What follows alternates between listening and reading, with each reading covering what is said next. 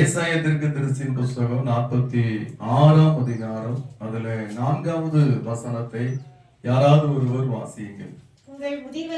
உங்கள் முதிர் வயது வரைக்கும் நான் அப்படி செய்வேன். நரை வயது மட்டும் நான் உங்களை தாங்குவேன். நான் அப்படி செய்து வந்தேன். இனிமேலும் நான் ஏந்துவேன், நான் சுமப்பேன், தப்புவிப்பேன். ஆண்டவர் இந்த நாளிலே நம்மோடு கூட அவர் பேசுகிற 3 முக்கியமான காரியங்கள். அந்த 3 முக்கியமான காரியங்களும் நம்முடைய வாழ்க்கைக்கு ரொம்ப அவசியமானது. ஆண்டவர் இந்த வசனத்தின் மூலமாக, ஏசாயா தீர்க்கதரிசியின் மூலமாக இஸ்ரவேல் புத்திரர்களோடு கூட பேசின இந்த வாக்குத்தத்தமான காரியங்களை இன்றைக்கு நம்மோடு கூட அவர் பேசுகிறார். என்ன சொல்லப்படுகிறது? இனிமேலும் நான் ஏந்துவேன், நான் சுமப்பேன், தப்புவிப்பேன். இனிமேலும் அந்த வார்த்தை ரொம்ப முக்கியமானது. அதற்கு முந்தின வசனம், அந்த 3வது வசனத்தை நம்ம பார்த்தோம்னா, யாக்கோபின் சந்ததியாரே, இஸ்ரவேல் சந்ததியில் மீதியாகிய சகல ஜனங்களே, எனக்கு செவி கொடுங்கள். தாயின் வயிற்றில் தோன்றினது முதல் உங்களை ஏந்தி, தாயின் கற்பத்தில் உற்பத்தியானது முதல் உங்களை தாங்கினேன். ஆண்டு சொல்றார். யாருக்குமே தெரியாத ஒரு ரகசியம் என்னன்னா, ஒரு தாயின் கற்பத்துல ஒரு குழந்தை உருவான நாளிலிருந்து நம்ம எல்லாரும் அறிந்திருக்கிறது போல ஒரு குறிப்பிட்ட காலம், அது ஒரு 10 மாதம் அந்த தாயினுடைய கர்ப்பத்துலதான் அது குழந்தையா என்ன செய்யுது, உருவாகி ஒரு பூரண வளர்ச்சி அடைந்து அப்புறம்தான் அந்த உலகத்துல அந்த குழந்தை என்ன செய்யுது, பிறக்கிறது. இது வேதத்துல சொல்லப்பட்டதான ஒரு காரியம். ஆண்டவர் ஆபிரகாமோடு பேசுகிற போது, உன் மனைவியாகிய சாராள் எங்கே என்று கேட்கிறதை நம்ம பார்க்கலாம். மனைவியாகிய சாராள் எங்கே அப்படின்னு கேட்டு அப்போ ஒரு வார்த்தையை சொல்லுகிறார். ஆதியாகமத்தின் புஸ்தகம் 18ஆம் அதிகாரம், அந்த 18ஆம் அதிகாரத்துல 10வது வசனத்தை பாருங்க. அப்பொழுது அவர், ஒரு உற்பவ கால திட்டத்தில் நிச்சயமாய் உன்னிடத்திற்கு திரும்ப வருவேன். அப்பொழுது உன் மனைவியாகிய சாராளுக்கு ஒரு குமாரன் இருப்பான் என்றார். சாராள் அவருக்கு பின்புறமாக கூடார வாசலிலே இதை கேட்டுக்கொண்டிருந்தார். அப்போ ஒரு உற்பவ கால திட்டம் அப்படின்னு சொன்னா, ஒரு குழந்தை தாயின் கருவிலே அது உருவாக்கப்பட்டு அது அந்த கற்பத்திலேயே இருக்கிற உற்பவ கால திட்டம். 10 மாதம் அப்படின்னு சொல்லி நம்ம சொல்றோம். சில பிள்ளைகள் அதற்கு முன்னாலேயே இந்த உலகத்திற்குள்ள என்ன செஞ்சிருது, வந்துருது. வருதா இல்லையா? வந்துருது. அப்போ அந்த வசனத்தை நீங்க பாருங்க. ஆண்டவர் ஏசாயா தீர்க்கதரிசியின் மூலமா சொல்றாரு, நீ உன் தாயின் கற்பத்தில் இருக்கும் போதே உன்னை நான் ஏந்தினேன் அப்படின்றார். தாயின் கற்பத்துல இன்றைக்கு ஒரு குழந்தை பூரணமான வளர்ச்சி அடையணும் அப்படின்னு சொன்னா, கர்த்தருடைய கரம் அந்த குழந்தை என்ன செய்யணும், ஏந்தி கொள்ளணும், தாங்கி கொள்ளணும். அப்படி இல்லைன்னா அந்த குழந்தை 10 மாதம் அந்த தாயின் கற்பத்துல என்ன செய்ய முடியாது, இருக்கவே முடியாது. ஒரு குழந்தை பூரணமான ஒரு வளர்ச்சி அடைகிற வரை அந்த தாயின் கற்பத்துல அது இருக்கிறது அப்படின்னு சொன்னாலே கர்த்தருடைய கரம் அதை ஏந்துகிறது என்று அர்த்தம். எனக்கு இங்க மூத்த மாமியார் மகள் ஒருத்தங்க திருமணமாகி முதல் குழந்தை உருவான அந்த காலத்துல ஒரு குறிப்பிட்ட காலம் கடந்த பிறகு அந்த குழந்தையை ஸ்கேன் பண்ணி பார்க்கும்போது 2 குழந்தைகள் அந்த கர்ப்பத்துல இருக்கிறதாக மருத்துவர்கள் சொன்னார்கள். எத்தனை குழந்தைகள்?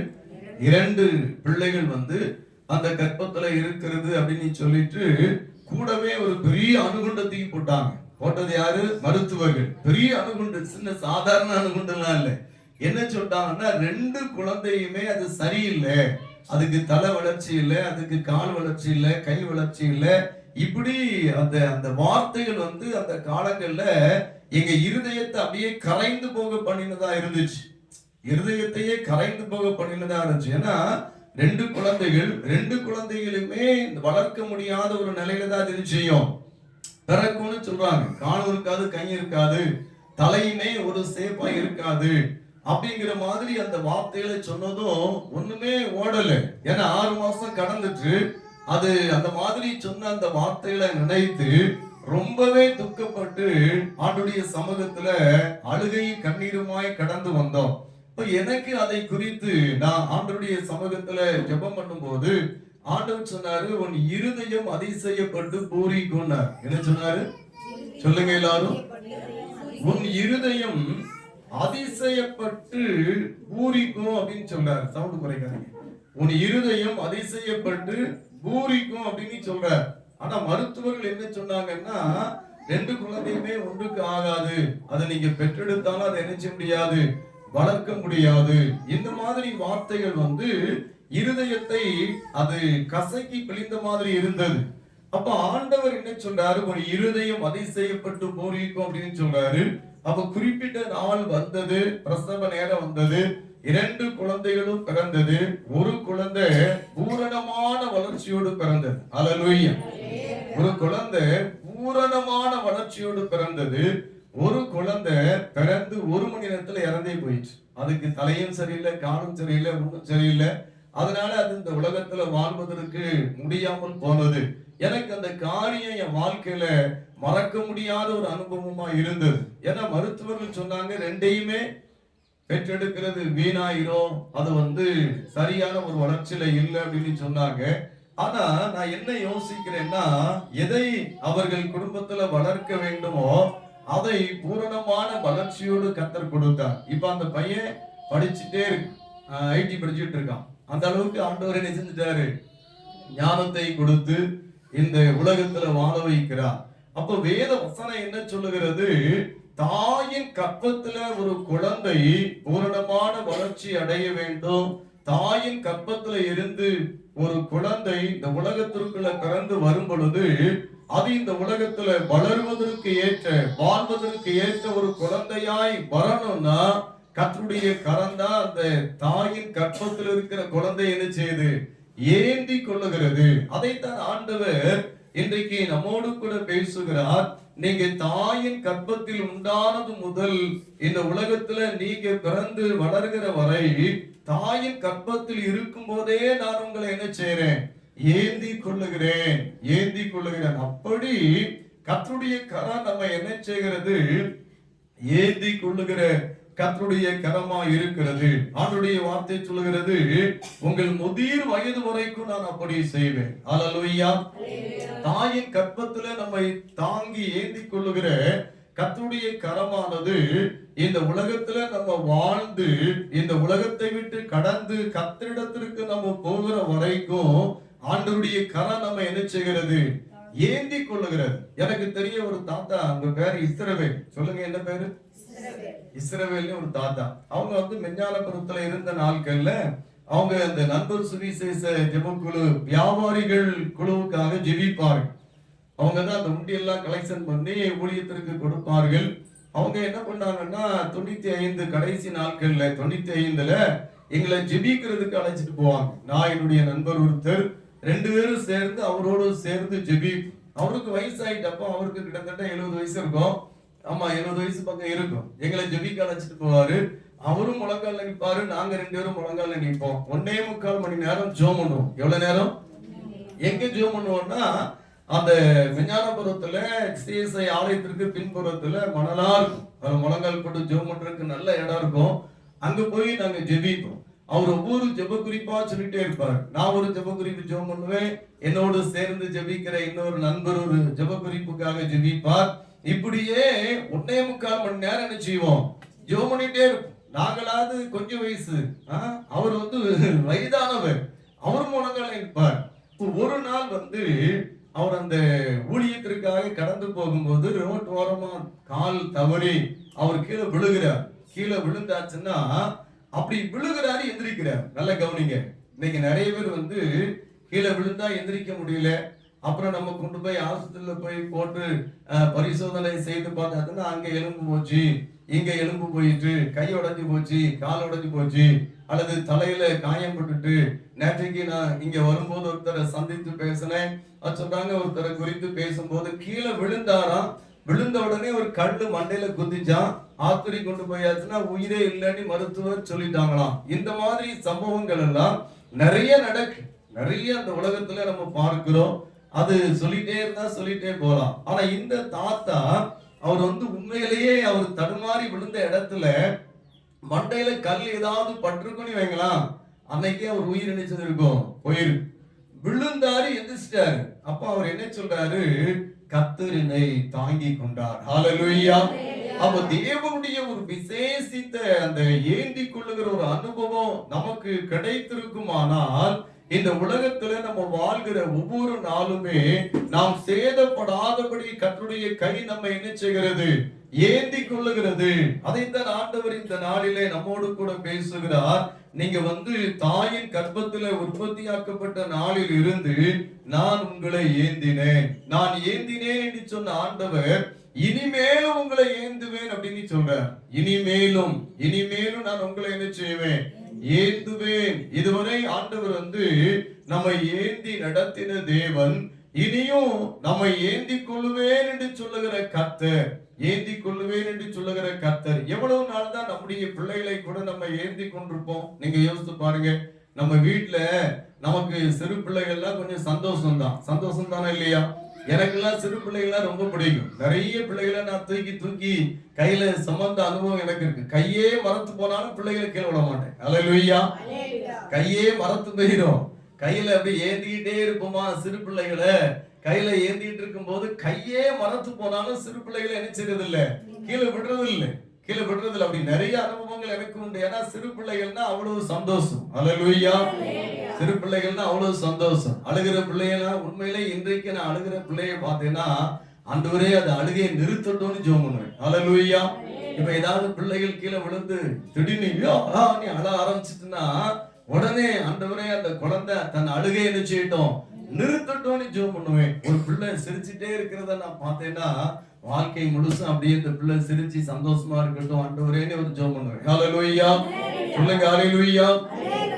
ஆண்டவர் எப்படிப்பட்டவர், அவருடைய தன்மையை பற்றி அவர் சொல்லும்போது, நான் இனிமேலும் உங்களுடைய நரை மயிர் வருகிற வரை, நீங்க முதிர் வயது வருகிற வரை நான் உங்களை ஏந்தி கொள்வேன் என்று கர்த்தர் சொல்லுகிறார். சிறு பிள்ளையை ஒரு தாய் தகப்பன் தன் கைகளில் ஏந்தி கொள்ளுகிறது போல கர்த்தர் நம் மீது வைத்திருக்கிற அன்பை நமக்கு உணர்த்துவதற்காக, கர்த்தர் நம் மீது வைத்திருக்கிற பிரியத்தை நமக்கு உணர்த்துவதற்காக ஆண்டவர் இனிமேலும் நான் உங்களை என்ன செய்வேன்? ஏந்துவேன், ஏந்தி கொண்டே இருப்பேன் சொல்றார். அதான் வசனம். இந்த வசனத்தை நீங்க பாத்தீங்கன்னா, இனிமேலும் நான் உங்களை ஏந்துவேன் என்று கர்த்தர் ஏன் சொல்லுகிறார் அப்படின்னா, நீங்க கடைசி மூச்சு இருக்கிற வரைக்கும் நீங்க எனக்கு பிரியமான பிள்ளைகள், அதனால நான் உங்களை என்ன செய்வேன்? சொல்லுங்க, நீங்க எனக்கு பிரியமான பிள்ளைகள், அதனால நான் உங்களை என்ன செய்வேன்? ஏந்தி கொள்வேன். உதாரணத்திற்கு வேதத்துல நீங்க லூக்கா எழுதின சுவிசேஷத்தை எடுத்துக்கொள்ளுங்கள். லூக்கா எழுதின சுவிசேஷம் அதுல 2ஆம் அதிகாரத்தை நீங்க எடுத்துக்கொள்ளுங்க. லூக்கா 2ஆம் அதிகாரத்துல இயேசு கிறிஸ்துவுக்காக அந்த சுத்திகரிப்பு காரியத்திற்காக அவரை அவருடைய பெற்றோராய் இருந்த யோசேப்பு மரியாள் தேவாலயத்திற்கு கொண்டு வருகிறார்கள். தேவாலயத்திற்கு கொண்டு வரும்போது லூக்கா சுவிசேஷம் 2ஆம் அதிகாரம், அந்த 2ஆம் அதிகாரத்துல 25, 26, 27, 28 இந்த வசனங்களை நம்ம வாசித்து பார்க்கும்போது, சிமியோன் என்கின்ற ஒரு மனிதன் எருசலேமில் இருந்தான். அவன் தேவ பக்தி உள்ளவன். அவன் இஸ்ரவேலின் ஆறுதல் வர காத்திருந்தவன். அவனை ஆண்டவர் முன்குறித்து வைத்திருந்தார். அந்த சிமியோனிடத்துல ஆண்டவர் சொல்லியிருந்தார். என்ன சொல்லியிருந்தார்னா, 26வது வசனம் சொல்லுகிறது, கர்த்தருடைய கிறிஸ்துவை நீ காணும் முன்னே மரணம் அடைய மாட்டாய் என்று பரிசுத்த ஆவியினாலே அவனுக்கு அறிவிக்கப்பட்டிருந்தது. சிமியோனுக்கு என்ன ஆண்டவர் சொல்லி வெளிப்படுத்தி இருந்தார்னா, கர்த்தருடைய கிறிஸ்துவை, அந்த இரட்சணியத்தை நீ பார்க்கிற வரைக்கும் நீ மரணம் அடைய மாட்டாய். கர்த்தருடைய கிறிஸ்துவை நீ காணும் முன்னே மரணம் அடைய மாட்டாய் என்று அவனுக்கு சொல்லப்பட்டிருந்தது. அப்போ அந்த காலகட்டத்துல இயேசு கிறிஸ்துவுக்காக நியாயப்பிரமாண முறைமையின்படி செய்வதற்கு தாய் தகப்பன்மார் அவரை தேவாலயத்திற்கு கொண்டு வருகிறார்கள். அப்போ பரிசுத்த ஆவியானவராலே ஏவப்பட்டு இந்த சிமியோன் ஆலயத்திற்கு வருகிறார். சிமியோன் ஆலயத்திற்கு வருகிறார்.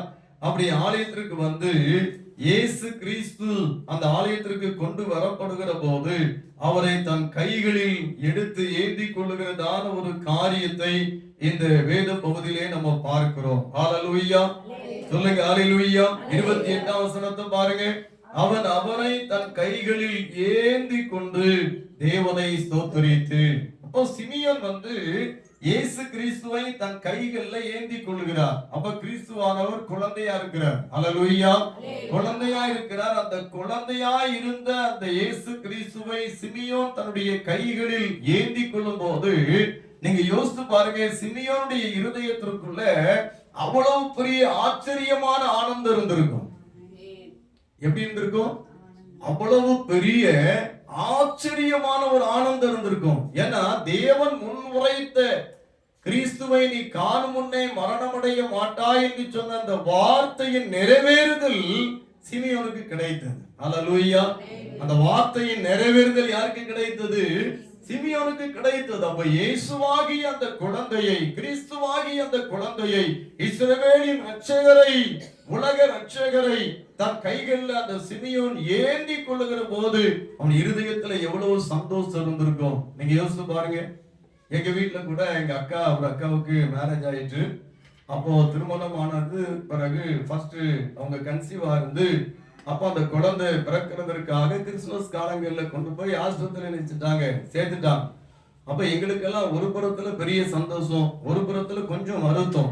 ஒரு புறத்துல எவ்வளவு பெரிய சந்தோஷம்னா, அக்காவுக்கு குழந்தை பிறக்க போகுது, குழந்தையை நாம என்ன செய்ய போறோம்?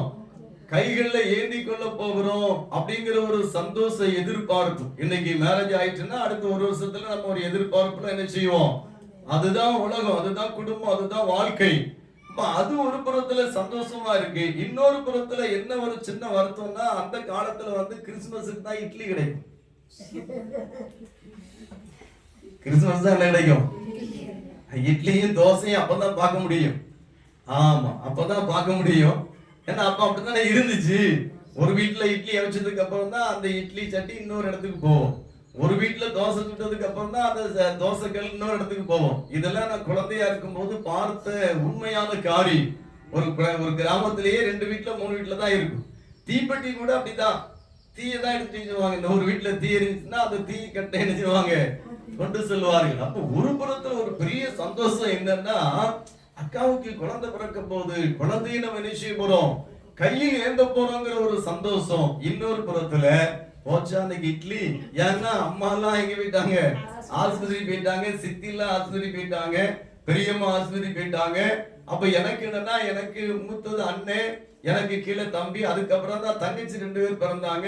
அக்கா அப்படின்னா ரொம்ப டீப்பா இருக்கு அந்த அக்கா தான். அவதான் சில நேரம் மண்ணில கொட்டுவான், ஏதாவது செய்யற மாதிரி அந்த அக்கா. அவளுக்கு குழந்தை பிறக்க போதுன்னா பாத்துறதுக்கு அவ்வளவு சந்தோஷம். அப்ப கிறிஸ்துமஸ் அன்னைக்கு காலையில குழந்தை என்ன செஞ்சுட்டு பிறந்துச்சு. விடிய காலம் குழந்தை பிறந்துட்டு சுடுதண்ணி கொண்டு போன உடனே நானும் எங்க அண்ணன் ஒருத்தரும் சேர்ந்து என்ன செய்யறோம்? வீட்டுல சுடுதண்ணி சொம்ப எடுத்துட்டு ஓடுறோம். எங்க ஓடுறோம்? ஆஸ்பத்திரிக்கு ஓடுறோம். எங்க வீட்டுக்கும் ஆஸ்பத்திரிக்கு இடையில கொஞ்சம் தூரம் இருக்கும். அப்போ ஓடுறோம். அந்த ஓட்ட பந்தயத்துல கீழே விழுந்துன்னு வைங்களா, மண்டை உடஞ்சிருக்கும். அல்லேலூயா. அந்த ஓட்ட பந்தயத்துல 2 பேரும் ஓடுறோம். நான் வந்து நீ வந்து யார் முதல்ல போய் அக்கா பிள்ளைய பாக்குறதுங்கிற அந்த சந்தோஷத்துல ஓடுறோமா, வேகமா ஓடுறோம். அந்த ஓட்டத்துல உண்மையிலேயே கால்ல ஏதாவது தட்டி விழுந்திருப்போம்னு வைங்களா, மண்டை உடைஞ்சு மூளை செதறி இருக்கும். அந்த மாதிரி ஓடுறோம். அங்க ஓடியாச்சு. ஆஸ்பத்திரி கேட்ட திறந்து உள்ள போயாச்சு. உள்ள போனா அங்க ஒரு பெருசு இருந்து சொல்லுது, குழந்தை மாலை சுத்தி பறந்துட்டு தாய் மாமா நினைச்ச கூடாது, பார்க்க கூடாது, பார்க்கறதா இருந்தா என்ன செய்யணும்? வச்சா ஒரு செக் வச்சுட்டாங்க. அன்னைக்கு ஓடின ஓட்டம் இன்னைக்கு ஞாபகத்து இருக்கு. அல்லேலூயா. அன்னைக்கு ஓடின ஓட்டம் இன்னைக்கு ஞாபகத்து இருக்கு. எப்படி ஓடி இருப்போம்? எதற்காக ஓடணும்னா, குழந்தைய கையில ஏந்தணும். உண்மையா சொல்றேன், நாங்க அன்னைக்கு அவ்வளவு பிரியத்தோடு ஓடி குழந்தைய கையில ஏந்தணும்னு ஓடணும். அதை விட கோடிக்கணக்கான பிரியத்தோடு கர்த்தர் நம்மை அப்படியே கைகளில் ஏந்தி கொள்ளுகிறார். அல்லேலூயா. யோசிச்சு பாருங்க, அது ஒரு அலாதி பிரியம். அதை விவரித்து சொன்னா 1000 நாள் வேணும். ஆண்டவர் நம்ம மேல வைத்திருக்கிற பிரியத்தை விவரிக்கணும்னா 1000 நாள் நான் உங்களுக்கு என்ன செய்யணும்? பிரசங்கம் பண்ணணும். இந்த ஒரே வார்த்தையை கொண்டு ஏந்தி கொள்ளுகிற அந்த ஒரே ஒரு காரியத்தை 1000 நாள் உங்களுக்கு நான் என்ன செய்யணும்? சொல்லணும், 1000 விளக்கங்களை சொல்லணும். காரணம், கர்த்தர் நம்ம மேல வைத்திருக்கிற அவ்வளவு பிரியம், ஆண்டவர் நம்ம மேல வைத்திருக்கிற அவ்வளவு பிரியம். அதனாலதான் அவர் சொல்றாரு, தாயின் கருவில் உன்னை ஏந்தினேன், தலை முடி நரை மட்டும் உன்னை நான் என்ன செய்வேன், ஏந்துவேன். யோசிச்சு பாருங்க, நம்ம குழந்தைய எவ்வளவு நாள் தூக்கி சுமப்போம்? எவ்வளவு நாள் தூக்கி சுமப்போம்? எத்தனை வருஷம்? 3 வயசு வரைக்கும் ஒருத்தன் சொல்றாங்க, 5 வயசு வரைக்கும் ஒருத்தன் சொல்றாங்க. நான் என்ன சொல்றேன்னா, அந்த குழந்தையினுடைய வளர்ச்சியின் அடிப்படையில அந்த குழந்தை கொஞ்சம் ஒல்லியா இருந்தா தூக்கி தேய்ச்சிட்டு இருப்போம். கொஞ்சம் குண்டு இருந்துச்சுன்னா இந்த குண்டனையும் சுமக்கிறது. சில ஆட்கள் சொல்லுவாங்க தெரியுமா, அந்த குண்டனையும் தூக்கி சுமக்கிறது அப்படின்னு சொல்லி கொஞ்சம் தூரம் சுமந்துட்டு அதுக்கப்புறம் நமக்கு என்ன ஆயிரும், நம்ம கைக்கு அவ்வளவுதானே பலன். ஆனா ஆண்டவர் சொல்றாரு, உன்னை என் உள்ளங்கைகளில் வரைந்து வைத்திருக்கிறேன், உன் மதில்கள் எப்பொழுதும் எனக்கு முன்பாக இருக்கிறது. ஸ்திரியானவள் தன் கர்ப்பத்தின் பிள்ளைக்கு இறங்காமல் தன் பாலகனை மறந்தாலும் நான் உன்னை மறப்பதில்லைன்னு சொல்றாரு. அப்படின்னா என்ன அர்த்தம்? நம்ம எவ்வளவு பொத்த குட்டியா இருந்தாலும் அவர் நினைச்சுவாரு, ஆமா என்னையே சமக்கிறாரு, உங்களை சமக்க மாட்டாரா? ஹல்லேலூயா, ஹல்லேலூயா. ஆனா நம்ம ஸ்ட்ரென்த் அவ்வளவுதானே, அப்பமாவது கூட கொஞ்ச நேரம் சமைப்பாங்க. இப்பெல்லாம் நீங்க அவ்வளவுதான், நீங்க எல்லாம் உங்க குழந்தை பேர பிள்ளைகள் எல்லாம் நீங்க எதிர்பார்த்து இருப்பீங்க. கர்த்தருக்கு ஸ்தோத்திரம். பேர பிள்ளைகள் எல்லாம் பிறந்து வரும்போது நீங்க எவ்வளவு நேரம் சுமக்கிறீங்கன்னு நானும் பார்க்கதான் போறேன். நம்ம என்ன செய்ய போறோம், பார்க்க போறோம். ஆனா நான் என்ன சொல்றேன், சுமக்கவே முடியல, நமக்கு கைகள்ல பலனே இல்லைனாலும் பிரியத்தின்படி நம்ம என்ன செஞ்சிருவோம், சுமந்துருவோம். ஹல்லேலூயா. அப்ப கர்த்தரும் உங்களை ஏந்துகிறேன், நரை மயிறு வரைக்கும், உங்களுடைய வாழ்க்கையின் எல்லை வரைக்கும் தாயின் கருவில் ஏந்தினது போல நான் ஏந்துவேன்னு ஏன் ஆண்டவர் சொல்றார்? நான் ஒன்றை புரிந்து கொள்ளுங்கள், தாயின் கருவில் நான் ஏந்தப்பட்டதுனாலதான் இந்த தரையை நான் பார்க்க முடிந்தது. ஹல்லேலூயா. இந்த தரையில நான் பிறந்திருந்தாலும் இன்றைய வரைக்கும் நான் ஏன் உயிரோடு கூட இருக்கிறேன்? நீங்க ஏன் உயிரோடு கூட இருக்கிறீங்க? கர்த்தருடைய கரம் உங்களை ஏந்தி கொண்டதினால், கர்த்தருடைய கரம் உங்களை ஏந்தி கொண்டிருப்பதினால் நீங்கள் உயிர் வாழ்ந்து கொண்டிருக்கிறீர்கள். ஹல்லேலூயா. சொல்லுங்க ஹல்லேலூயா. எவ்வளவு வியாதி வந்தாலும், எவ்வளவு பலவீனம் வந்தாலும், எவ்வளவு நெருக்கம் வந்தாலும், சில நேரங்கள்ல மன கசப்பு வந்து மண்டையை போட்டுருவான்னு நினைப்போம். நான் நிறைய நேரம் இந்த உலகத்துல வாழ்றதை விட என்ன செஞ்சிடலாம், போய் செட்டில் ஆயிடலான்னு நினைத்ததெல்லாம் உண்டு. ஆனா கர்த்தருடைய கரம் ஏந்தி கொண்டதினால் இன்றைய வரைக்கும் என்னுடைய சமூகத்துல நாம் பிழைத்திருக்க முடிந்தது. ஹல்லேலூயா. அப்ப ஆண்டவருடைய கரம் நம்ம என்ன செய்கிறது, ஏந்தி கொள்ளுகிறது. இரண்டாவது நாம் என்ன பார்க்கிறோம், அந்த வசனத்துல ஆண்டவர் சொல்றாரு, நான் சுமப்பேன் அப்படின்னு சொல்றார். ஏந்துகிறது ஒரு அனுபவம், அது கைகள்ல ஏந்தப்படுகிறது. நம்ம எல்லாம் ஆண்டவருடைய கைகளாலே ஏந்தி கொள்ளப்படுகிறோம். அப்போ சுமக்கிறது அப்படின்னா கர்த்தர் நம்மை அவருடைய தோள் மேல் இணைச்சுகிறாராம், சுமக்குகிறார். நல்ல பாருங்க, ஏந்துகிறது கைகளால் ஏந்தி கொள்ளுகிறார், சுமக்கிறது தன்னுடைய தோள் மேல் ஆண்டவர் சுமக்கிறார். எப்படி ஆண்டவர் நம்மை சுமக்கிறார் அப்படிங்கறத இந்த உபாகமத்தின் புஸ்தகத்துல 1ஆம் அதிகாரத்தை எடுத்து அதுல ஒரு வசனத்தை நம்ம பார்த்தோம்னா, இஸ்ரவேல் புத்திரரை குறித்து ஆண்டவர் மோசேயின் மூலமாய் சொன்ன அந்த வசனத்தை நம்ம பார்க்கலாம். 31ஆம் வசனத்தை ஒருத்தர் வாசிங்க. ஒரு மனிதன் தன் பிள்ளையை சுமந்து கொண்டு போவது போல நீங்கள் இவ்விடத்திற்கு வருகிற வரைக்கும் நீங்கள் நடந்து வந்த வழிகள் எல்லாவற்றிலும் உங்கள் தேவனாகிய கர்த்தர் உங்களை சுமந்து கொண்டு வந்ததை கண்டீர்களே. இதுல ஒரு வசனம், இந்த வசனத்துல ஒரு காரியத்தை ஆண்டவர் வந்து வலியுறுத்துகிறதை நம்ம உணரலாம். என்ன அப்படின்னு சொன்னா, நீங்க நடந்து வருகிற இவ்விடத்திற்கு நீங்க வருகிற வரைக்கும் நடந்து வந்த வழிகள் எல்லாவற்றிலும், எல்லாரும் சொல்லுங்க, நடந்து வந்த வழிகள் எல்லாவற்றிலும். அப்படின்னா நடந்து வந்த வழிகள் அப்படின்னு சொன்னா, நம்முடைய வாழ்க்கையில சில நேரம் மேடு வரும், சில நேரம் பள்ளம் வரும். நம்ம வாழ்க்கையில சில நேரம் நெறிஞ்சு முள்ளா வந்துடும், எங்கேயுமே நம்ம நினைச்ச முடியாது, அசையவே முடியாது. இந்த கடந்த ஆண்டுல எல்லாம் ஒரு குறிப்பிட்ட காலம், ஒரு குறிப்பிட்ட நாட்கள், சில மாதம் வரைக்கும் நான் வீட்டை விட்டே வெளியே வர முடியாது, அவ்வளவு நெருக்கம் இருந்துச்சு. ஹல்லேலூயா. வீட்டை விட்டே நினைச்ச முடியாது, வீட்டை விட்டே வெளியே வர முடியாது, அவ்வளவு நெருக்கம் இருந்துச்சு. அப்போ நம்ம வாழ்க்கையில நம்ம இதுவரைக்கும் கடந்து வந்த பாதைகளில் எல்லா வழிகளிலுமே கர்த்தர் நம்மை சுமந்தார். எல்லா வழிகள் அப்படின்னு சொன்னா ஏற்றம், இறக்கம், நெருக்கம், போராட்டம், பிரச்சனை, நிந்தை, அவமானம், பாடு, கஷ்டம், கண்ணீர், நஷ்டங்கள், இவைகளுக்கு நடுவுல நம்ம நடந்து வரும்போது கர்த்தருடைய வார்த்தை சொல்லுகிறது, அவரே நம்மை சுமந்து கொண்டு வந்தாராம். ஹல்லேலூயா. அவரே நம்மை என்ன செஞ்சாராம்? சுமந்து கொண்டு வந்தாராம். ஒரு மனிதன் தன் பிள்ளையை சுமந்து கொண்டு போவது போல அப்படின்னு வார்த்தை சொல்லுது. ஒரு மனிதன் தன்னுடைய பிள்ளையை சுமந்து கொண்டு போகிறது போல ஆண்டவர் சுமந்து கொண்டு போனார். கடந்த காலங்களில் நீங்க பாருங்க, இந்த மாதிரி வாகன வசதிகளே இல்லாத ஒரு காலத்துல ஒரு கிராமத்திலிருந்து இன்னொரு கிராமத்திற்கு போனோம்னா ஒத்தேடி நடந்தார். நிறைய பேர் நடந்து போவாங்க, சிலர் சைக்கிள்ல போவாங்க, அப்படி இல்லைன்னா மாட்டு வண்டியில வில் வண்டின்னு ஒண்ணு சொல்லுவாங்க. இங்க நீங்க எப்படி சொல்றீங்களோ தெரியல, எங்க ஊர்ல அந்த காலங்கள்ல சில வீட்டுகள வில்லு வண்டி இருக்கு, அது கூடார மாதிரி இருக்கு, அது உள்ள ஆட்கள் இருப்பாங்க. கொஞ்சம் வசதியான வீட்டுல இருக்கும். இப்போ கார் இருக்கிற மாதிரி, இப்போ கார் இருக்கிற மாதிரி, இப்போ வந்து இண்டிகா காரு, சஃபாரி காரு, அந்த காரு இந்த காருன்னு சொல்றோமா, இனோவா கார்லாம் இருக்குல்ல, அந்த மாதிரி அந்த காலத்துல வந்து அந்த வில் வண்டி, குதிரை வண்டி, அப்ப நிறைய பேர் நடந்து போவாங்க. ஒரு கிராமத்துல இருந்து இன்னொரு கிராமத்திற்கு நிறைய பேர் நினைச்சுவாங்க. குடும்பமாய் நடந்து போகும்போது பிள்ளைகள் வந்து சிறு பிள்ளைகளா இருப்பாங்க. ரொம்ப தூரம் பிள்ளைகளால நினைச்ச முடியாது, நடக்க முடியாது. நீங்க இப்ப மடியில வச்சிருக்கிற பிள்ளைய நீங்க இறக்கி நடத்தி கொஞ்ச தூரம் நடத்தி கூட்டிட்டு போனோடனே அது மூஞ்ச என்ன செஞ்சுட்டு இருக்கோம், நம்ம முகத்தையே பார்க்கும். எட்டி எட்டி தாய் முகத்தை, தகப்ப முகத்தை பார்க்கும். ஏன் முகத்தை பார்க்குது அப்படின்னா நடக்க முடியலன்னு சொல்லுதுன்னு அர்த்தம். ஹல்லேலூயா. அந்த பிள்ளைகளுடைய சிம்டம்ஸ் நமக்கு என்ன செய்யணும், புரியணும். புரிஞ்சாதான் நம்ம பெற்றோர். பிள்ளைகளுடைய சிம்டம்ஸ் நமக்கு புரிஞ்சாதான் நம்ம எப்படிப்பட்டவங்களா இருப்போம், பெற்றோரா இருக்கும். பிள்ளை அப்படி முழிக்குது, சரியில்லை, ஒரு மாதிரி முழிக்குது அப்படின்னு நம்ம கண்டுக்கிடாம போனா நம்ம பெற்றோர்னு சொல்லப்படுவதற்கு அருகதையற்றவங்களா போயிரும். அப்ப பிள்ளை வந்து அப்படியே நம்ம முகத்தை எட்டி எட்டி பார்க்கணும்னு, ஆகா நம்ம பிள்ளைக்கு நினைச்ச முடியல. சொல்லுங்க எல்லாரும். நம்ம சில நேரம் அப்படித்தான் மலைப்பா இருக்கும். நான் சில நேரம் ஜெபம் பண்ண போகும்போது வார்த்தையே வராது, ஒரே வார்த்தை சொல்லி முடிச்சிருவேன், ஆண்டவரே உமக்கு பிரியமானது எனக்கு செய்யணும்னு சொல்லி முடிச்சிருவேன். ஹல்லேலூயா. ஏன்னா பேசுறதுக்கு வார்த்தையே வராது, அவ்வளவு வேதனையா இருக்கும். இருதயம் அடைச்சிரும், துக்கம் வந்துடும், கஷ்டம் வந்துடும், நெருக்கம் வந்துடும், ஃப்ரீயா ஜெபம் பண்ண கூட முடியாது.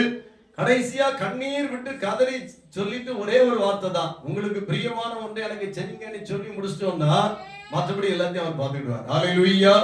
அப்ப இந்த பிள்ளை வந்து நடந்து வர்ற பாதையில நடக்க முடியல அப்படின்னு சொல்லும் போது தாய் தகப்பனுடைய முகத்தை அப்படி எட்டி எட்டி பார்த்ததும் தகப்பனார் பார்ப்பாரு, அப்போ என் பிள்ளைக்கு என்ன செய்ய முடியல, நடக்க முடியல அப்படின்னு சொல்லி டக்குனி தூக்கி என்ன செய்வாருன்னா தோல் மேல வச்சிருவாரு. சொல்லுங்க எல்லாரும், டக்குனி தூக்கி. நீங்க வச்சிருக்கீங்களா? ராஜஸ்தான வச்சிருக்கீங்களா? ஜான்சன் வச்சிருக்கீங்களா? எல்லாருக்கும். நான் கூட எங்க அப்பா தோல்ல சவாரி போன அனுபவம் எனக்கு இருக்கு. ஹல்லேலூயா. கவனிங்க, ஒரு பிள்ளையா இருந்துச்சுன்னா அப்படி தூக்கி தோல்ல வச்சோன்னே அந்த பிள்ளையினுடைய ஒரு கால் இந்த பக்கம், ஒரு கால் இந்த பக்கம் கிடக்கும். ரெண்டு பிள்ளையா இருந்தா இங்க ஒரு பிள்ளை, இங்க ஒரு பிள்ளை, இங்க ஒரு கால், இங்க ஒரு கால், இங்க ஒரு கால், இங்க ஒரு கால், அப்படி ஜம்முனி தாப்பனார் நினைச்சுவாரு, நடந்து போய்கொண்டே இருப்பார். அப்ப அந்த வசனத்தை நீங்க கவனிச்சு பாருங்க.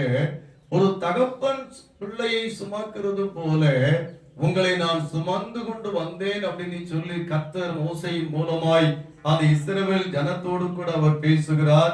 நடந்து வந்த வழிகள் எல்லாவற்றிலும் அப்படின்னு சொல்றார்.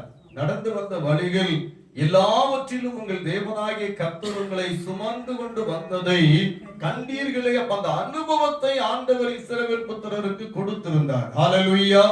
அந்த அனுபவத்தை ஆண்டவர் இஸ்ரவேல் புத்திரருக்கு கொடுத்திருந்தார்.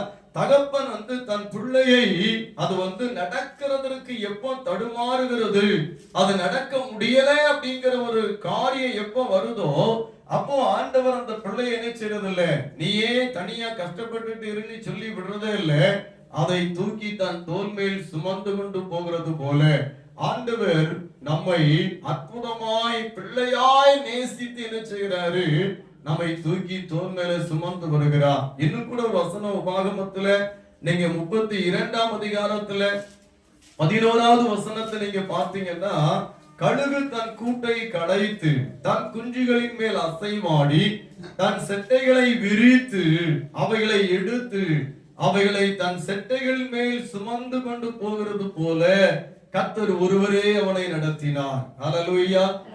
சொல்லுங்க. இன்னொரு அனுபவத்தை ஆண்டவருடைய வார்த்தை சொல்லுது, இந்த கழுகு எப்பொழுதுமே உயரத்துல தான் கூடு கட்டுமா. ஹல்லேலூயா. மற்ற பறவைகள் வந்து தாழ இருக்கிற இடங்கள்ல கூடு கட்டுகிறது போல இல்ல, கழுகு வந்து உயர்ந்த இடத்துல தான் அது தன்னுடைய கூட்டை கட்டி தன்னுடைய இனவிருத்திக்கான காரியங்களை செய்து அது குஞ்சு பொரித்து, அந்த குஞ்சு கூட்டுல எவ்வளவு காலம் இருக்கும்? கொஞ்சம் காலம் இருக்கும். ரெக்கையெல்லாம் முளைத்து, இறகுகள் முளைத்து, ரெக்கை அடித்து அது பறக்கிற காலம் வருகிற வரை அந்த கூட்டுல அது இருக்கும். அப்புறம் அந்த கழுகே என்ன செஞ்சிரும்னா, அந்த குஞ்சை வந்து பறக்கிறதுக்கு பழக்கணும் அப்படிங்கிறதுக்காக கூட்டெல்லாம் கலைச்சிருமா. கூடு கலைக்கப்பட்டாச்சுன்னா குஞ்சு எங்க இருக்கும்? அதுக்கு இருக்கிறதுக்கு இடமே இருக்காது. இருக்கிறதுக்கு கூடு இல்லைன்னா எப்படி இருக்க முடியும்? கூடு இல்லைன்னா இருக்க முடியாது. உடனே அது என்ன செய்யும் அப்படின்னா, அந்த குஞ்சை உயரத்துல இருந்து கீழே தள்ளி விட்டுச்சுன்னா, உயரத்துல இருந்து அந்த கழுகு குஞ்சு வந்து கீழ் நோக்கி தரையை நோக்கி என்ன செய்யுது? வந்துகிட்டே இருக்கு. வரும்போது அந்த குஞ்சினுடைய மனநிலை எப்படி இருக்கும் யோசிச்சு பாருங்க. ஐயோ ஐயோ ஐயோ ஐயோ நீ பதறிட்டே வரும். ஏன்னா அதற்கு முன்னால அந்த குஞ்சு என்ன செய்யல? ரெக்கை அடித்து பறந்து போகல. பறக்கிற அந்த அனுபவத்தை உண்டாக்கணுங்கிறதுக்காக தான் கழுகு தன் குஞ்சை என்ன செய்யுது? கூட்டை கலைத்து கீழே தள்ளுது. அப்போ அதற்கு பறந்து செல்வதற்கு ஏற்ற அந்த அனுபவம் இல்லைங்கிறதுனால அது தரையை நோக்கி வரும்போது பயந்துகிட்டே வரும். வேதத்துல நீங்க பாத்தீங்கன்னா நிறைய இடங்கள்ல ஆண்டவர் வந்து பயப்படாதே பயப்படாதே பயப்படாதேன்னு சொல்லிட்டே இருப்பார். ஆனால் இந்த கழுகு குஞ்சி முதல் தரம் அது கூட்டை கலைத்து அதனுடைய கூட்டில இருந்து வெளியே தள்ளப்பட்டு அது தரையை நோக்கி உயர்ந்த இடத்துல இருந்து வரும் பொழுது அதுக்கு என்ன பயம் இருக்கும் அப்படின்னா, மரண பயம் இருக்கும். என்ன பயம் இருக்கும்? மரண பயம் இருக்கும். நீங்க எபிரேயர்ல எடுத்து வாசித்து பாத்தீங்கன்னா, ஜீவ காலமெல்லாம் மரண பயத்தின் அடிமைத்தனத்தில் இருப்பவர்களை விடுதலை ஆக்குவதற்காக இயேசு மாம்சத்தில் வெளிப்பட்டு தன் ஜீவனையே சிலுவையில கொடுத்து மரண பயத்தின் அடிமைத்தனத்தில் இருப்பவர்களை விடுதலை ஆக்கினார். ஹல்லேலூயா. சொல்லுங்க ஹல்லேலூயா.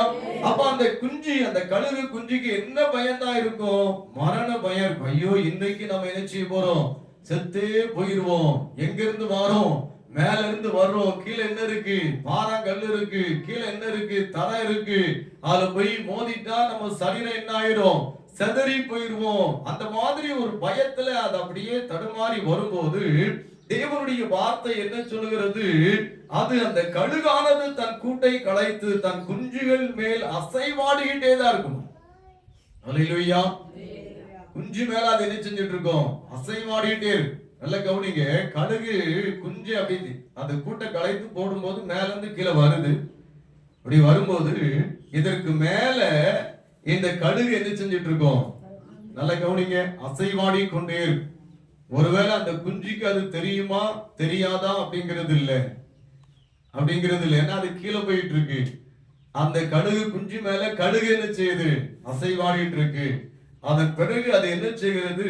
தன் செட்டைகளை விரித்து அந்த குஞ்சை தன்னுடைய செட்டைகளை எடுத்து சுமந்து கொண்டு போகிறது. ஹல்லேலூயா. சொல்லுங்க ஹல்லேலூயா. அப்ப என்ன காரியம்? ஒரு கழுகு தன்னுடைய குஞ்சின் மேல் அசைவாடி அவைகளை தன்னுடைய செட்டையின் மேல் எடுத்து சுமந்து கொண்டு போகிறது போல கர்த்தர் நம்ம என்ன செய்கிறாரு? சுமக்கிறார். அந்த ஒரு உறவை நீங்க பார்க்கும். தேவனுக்கும் நமக்கும் இடையில இருக்கிற தகப்பன் பிள்ளை என்கின்ற அந்த உறவு உறுதியாக்கப்படுகிறதற்கு ஆண்டவர் கிரியை செய்கிற தேவனாக இருக்கிறார். ஹல்லேலூயா. சொல்லுங்க ஹல்லேலூயா. அப்ப ஏந்துகிற கர்த்தர் நம்மை தகப்பன் பிள்ளையை சுமக்கிறது போல சுமக்கிற கர்த்தர். மூன்றாவது தப்புவிக்கிற கர்த்தராய் இருக்கிறார். வாழ்க்கையில நிறைய போராட்டங்கள், பிரச்சனைகள், நஷ்டத்திற்கு ஏதுவான காரியங்கள் வரும்போது அது நடுவில் இருந்து நம்மை தப்பி செல்லுகிறதற்கு நம்மை அற்புதமாய் நடத்துகிற நம்முடைய தேவன். நீங்க ஆதியாகமத்தின் புஸ்தகத்துல 19ஆம் அதிகாரத்தை நீங்க எடுத்து வாசித்து பார்க்கும்போது அந்த 19ஆம் அதிகாரத்துல லோத்தை பற்றி நம்ம பார்க்கிறோம். லோத்து வாசம் பண்ணின அந்த இடம், அது வந்து சோதோம் கொமோரா அந்த பட்டணம். அங்க இருக்கிற ஜனங்கள் எல்லாருமே பெரிய பொல்லாத பாவிகளா இருந்தார்கள். அதனால ஆண்டவரே அந்த பட்டணத்தை வந்து அழித்து போடணும் அப்படின்னு சொல்லி அவர் யோசிக்கிறார். அதை அழிச்சிடணும் அப்படின்னு சொல்லி கர்த்தர் யோசிக்கிறார். அதை அழிக்கிற அந்த நாள், அந்த நேரம் வருகிற போது ஆண்டவர் என்ன நினைக்கிறார்னா, அந்த நடுவில் இருக்கிற நீதிமானாய் காணப்பட்ட அந்த லோத்தை தப்புவிக்கணும் அப்படின்னு ஆண்டவர் யோசிக்கிறார். ஹல்லேலூயா. நீங்க அந்த 19ஆம் அதிகாரத்தை எடுத்துக்கிட்டீங்கன்னா அதுல அந்த சம்பவத்தை நம்ம பார்க்கலாம். 16வது வசனம் சொல்லுது, அவன் தாமதித்துக் கொண்டிருக்கும் போது கர்த்தர் அவன் மேல் வைத்த இரக்கத்தினாலே அந்த புருஷர் அவன் கையையும் அவன் மனைவியின் கையையும் அவன் 2 குமாரத்திகளின் கையையும் பிடித்து அவனை பட்டணத்திற்கு வெளியே கொண்டு போய் விட்டார் என்று வேதத்தில் வாசிக்கிறோம். ஹல்லேலூயா. அந்த பட்டணமே அழிக்கப்பட போகிறது, அது எல்லாமே அழிந்து போகிறதான அந்த சூழ்நிலை வரும்போது லோத்தை ஆண்டவர் அந்த நடுவில் இருந்து தப்புவிக்கிறதை வேத வசனத்துல நம்ம பார்க்கிறோம். ஆண்டவர் அவனை அற்புதமாய் தப்புவிக்கிறார். 29ஆம் வசனம் சொல்லுது, தேவன் அந்த சமபூமியின் பட்டணங்களை அழிக்கும் போது தேவன் ஆபிரகாமை நினைத்து லோத்து குடியிருந்த பட்டணங்களை தாம் கவிழ்த்து போடுகையில் லோத்தை அந்த அழிவின் நடுவில் இருந்து தப்பி போகும்படி அனுப்பிவிட்டார். இப்போ இதற்கு முன்னால நீங்க வாழ்ந்த நாட்கள்ல கொஞ்சம் அப்படி யோசிச்சு பாருங்க. நம்ம எத்தனையோ பாதைகளை நம்ம என்ன செஞ்சிருக்கிறோம், கடந்து வந்திருக்கிறோம். ஹல்லேலூயா. அழிவுக்கு ஏதுவான ஒரு சூழ்நிலையை நம்ம என்ன செஞ்சிருக்கிறோம், கடந்து வந்திருக்கிறோம். வாழ்க்கையில காணப்பட்ட எத்தனையோ நெருக்கங்களை எல்லாம் நம்ம என்ன செஞ்சிருக்கிறோம், கடந்து வந்திருக்கிறோம். எப்படி நம்ம கடந்து வந்தோம், இவைகளை எல்லாம் நம்ம எப்படி கடந்து வந்தோம். ஒரு நாள் ஒரு சகோதரர் பேசிட்டு இருந்தேன். அவங்க காவல்துறையில வேலை செய்கிறார்கள். அப்ப ஒரு நாள் அந்த சகோதரோடு நான் பேசிட்டு இருந்த போது அவர் சொன்னாரு, ஆனா ஆண்டவர் தான் நமக்கு ஒரு வழியை ஏற்படுத்தி தர்றாரு, அதனாலதான் நம்ம என்ன செய்யறோம், கடந்து வந்துடுறோம், தப்பிச்சு வந்துடுறோம். ஆனா வந்ததுக்கு பிறகு நம்ம என்ன நினைக்கிறோம்னா, நான் தான் தப்பிச்சு வந்தேன்னு நான் நினைக்கிறேன். ஆனா உண்மையிலே நம்மை தப்புவித்தது யார்தான், கர்த்தர் தான் நம்மை தப்புவித்திருக்கிறார். ஹல்லேலூயா. வேற யாருமே அதை செய்ய முடியாது. நல்ல கவனிங்க, கர்த்தர் தான் அந்த பட்டணங்களை கவிழ்த்து போடுகிறார். கர்த்தர் தான் அந்த ஜனங்களை நியாயம் தீர்த்து அவர்கள் இனி வாழ்வதற்கு அருகதையற்றவர்கள், அதெல்லாம் அழிச்சிட்டு அதை ஒரு திருஷ்டாந்தப்படுத்துவோம் என்று கர்த்தர் அந்த காரியத்தை செய்யும் போது அழிவுக்கு ஏதுவான அந்த சூழ்நிலையில இருந்து லோத்து தப்புவிக்கப்பட்டதற்கு என்ன காரணம் அப்படின்னா, கர்த்தர் அவனை தப்புவித்தார். ஹல்லேலூயா. கர்த்தர் அவனை தப்புவித்தார். அந்த வசனம் அழகா சொல்லப்பட்டிருக்கு. லோத்தினுடைய கைகளை தூதர்கள் பற்றி கொள்ளுகிறார்கள், லோத்தினுடைய மனைவியின் கைகளை தூதர்கள் பற்றி கொள்ளுகிறார்கள், லோத்தினுடைய குமாரத்தினுடைய கைகளை தூதர்கள் பற்றி கொள்ளுகிறார்கள். அப்படியே இழுத்து வெளியே கொண்டு விட்டு தப்பிச்சு போயிருங்கன்னு சொல்லி அனுப்பி விடுகிறார்கள். இப்படிப்பட்ட ஒரு மேலான அனுபவத்தை இந்த வசனத்துல நம்ம பார்க்கிறோம். தேவன் நம்மேல் வைத்த கிருபையினாலே, தேவன் நம்மேல் வைத்த தயவினாலே இதுவரைக்கும் எத்தனையோ அழிவுக்கு நம்ம தப்பு வைக்கப்பட்டோம். ஹல்லேலூயா. இதுவரைக்கும் எத்தனையோ அழிவுகளுக்கு நம்ம என்ன செஞ்சிட்டோம், தப்பு வைக்கப்பட்டுட்டோம். ஆண்டவர் சொல்றாரு, இனிமேலும் உன்னை நான் தப்பு வைப்பேன், இனிமேலும் உன்னை நான் தப்பு வைப்பேன். அப்படின்னா அந்த உலகத்தாலேயோ பிசாசாலேயோ ஒருவேளை நம்முடைய வாழ்க்கையில நம்ம கடந்த காலத்துல செய்த தவறு நிமித்தமோ நமக்கு வருகிற பாடு நெருக்கம் நிந்தை பிரச்சனைகள்ல நம்ம அழிந்து போகாதபடிக்கு அழிவுக்கு ஏதுவான காரியங்களிலிருந்து நம்மை தப்புவிக்கிற தேவன் நமக்கு வாக்கு பண்ணி இருக்கிறார். இனிமேலும் நான் உன்னை என்ன செஞ்சிருவேன், தப்புவிச்சிருவேன். இந்த உலகம் உன்னை என்ன செய்ய முடியாது, சேதப்படுத்த முடியாது. ஹல்லேலூயா. ஆண்டவர் இந்த வார்த்தைகளை இன்றைக்கு நம்மோடு கூட பேசி நம்மோடு கூட வாக்குத்தத்தம் பண்ணி நம்மை நடத்துகிறார்னா அவர் நம்ம மேல வைத்திருக்கிற பிரியமே அல்லாமல் வேறல்ல. சொல்லுங்க எல்லாரும், அவர் என் மேல் வைத்திருக்கிற பிரியமே அல்லாமல் வேறல்ல. அவர் நம்ம மேல் வைத்த அந்த பெரிய பிரியத்தின் அடிப்படையில தான் நம்மை ஏந்தி கொள்ளுகிறார், நம்மை சுமக்கிறார், நம்மை தப்புவிக்கிறார். ஜெபிப்போமா? எல்லாரும் எழுந்து நின்று கர்த்தருடைய பரிசுத்தமான கரங்களில் நம்மை தாழ்த்தி அர்ப்பணித்து அவர் நம்மேல் வைத்த அந்த பெரிய தயவை நினைத்து அவர் கடந்த நாட்களில் எல்லாம் நம்மை ஏந்தி நம்மை சுமந்து நம்மை தப்புவித்து வந்தது போல வருகிற நாட்களிலும் அற்புதமாய் நம்மை ஏந்தி அற்புதமாய் நம்மை சுமந்து அவர் நம்மேல் வைத்த பிரியத்தின்படி நாம் கெட்டு போகாதபடி அழிந்து போகாதபடி நம்மை அற்புதமாய் தப்புவித்து உயர்த்துகிற பரிசுத்தமான தேவனுடைய கரங்களில் முழுவதுமாய் நம்மை தாழ்த்தி அர்ப்பணிப்போமா? இந்த வசனங்கள் அப்படியே உங்க இருதயத்திற்குள்ள வாழும். இன்றைக்கு நீங்க காதால கேட்ட தேவ வார்த்தைகள் உங்க இருதயத்திற்குள்ள வாசம் பண்ண வேண்டும். அதற்காக உங்களை அர்ப்பணித்து ஜெபியுங்க. கர்த்தருடைய ஆவியானவர் உங்களை ஏந்தி, உங்களை அவர் சுமந்து, உங்களை தப்புவித்து அற்புதமாய் நடத்துவார். நீங்க சேதப்பட்டு போகாதபடிக்கு கழுகு தன்னுடைய குஞ்சை தன்னுடைய சட்டையின் மேல் எடுத்து மறுபடியும் உயர்த்தி கொண்டு போகிறது போல கர்த்தர் உங்களை உயர்த்தி உங்களுடைய வாழ்க்கையில மேன்மையை தருகிறதற்காக எல்லாரும் இணைந்து நாம் ஜெபிப்போம்.